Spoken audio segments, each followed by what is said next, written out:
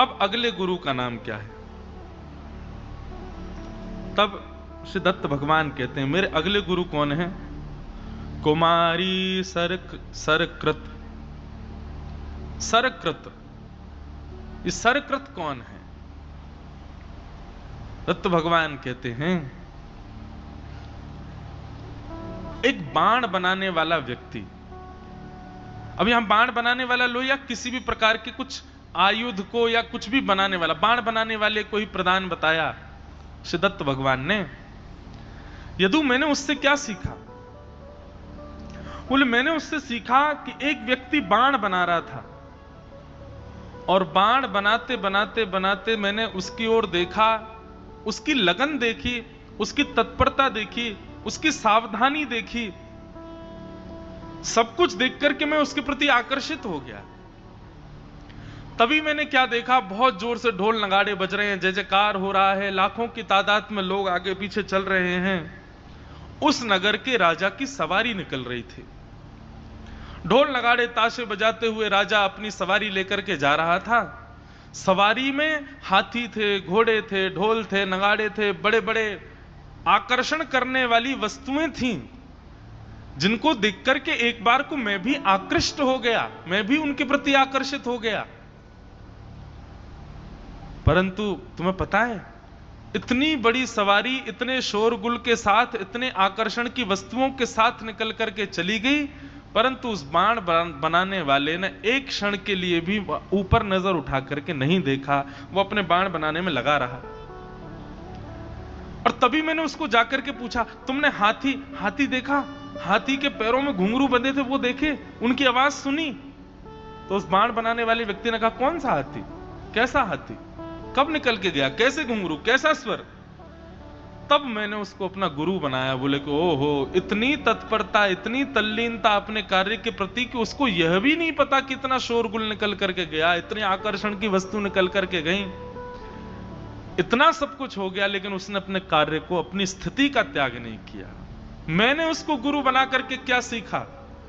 किसी स्थिति को स्वीकार करो तो इस भांति करो कि उस स्थिति में आने के बाद किसी भी प्रकार का आकर्षण, किसी भी प्रकार का शोर, किसी भी प्रकार की आंधी तूफान या किसी भी प्रकार का कोई भी ऐसा भाव जो आपको आपकी स्थिति से अलग करे, उसके प्रति आकृष्ट नहीं होना चाहिए।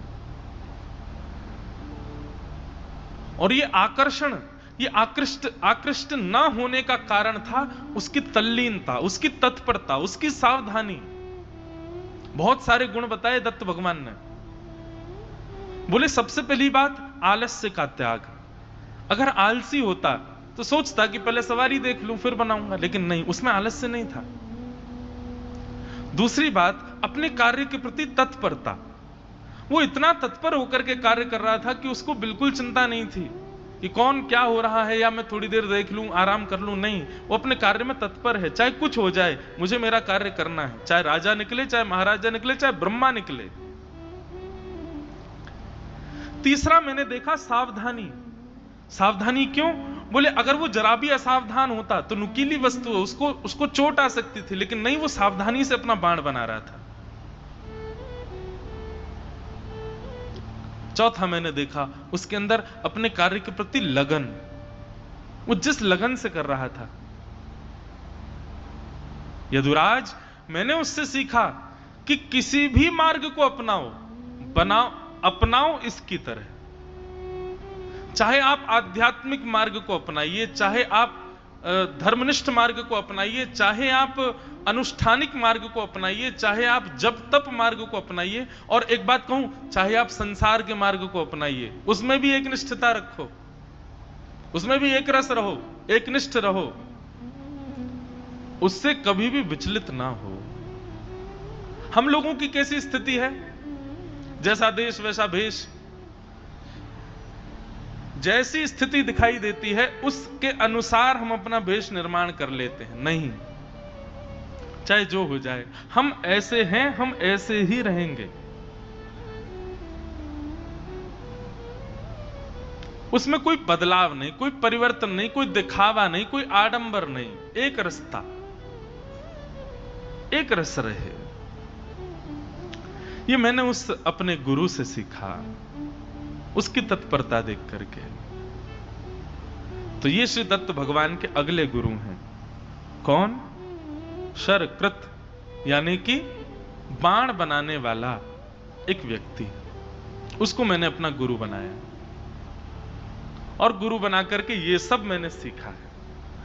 इस प्रकार से दत्त भगवान इससे सीखते हैं। ऐसे दत्त प्रभु के इन गुरु को हम प्रणाम करते हैं। अवधूत चिंतन श्री गुरुदेव दत्त।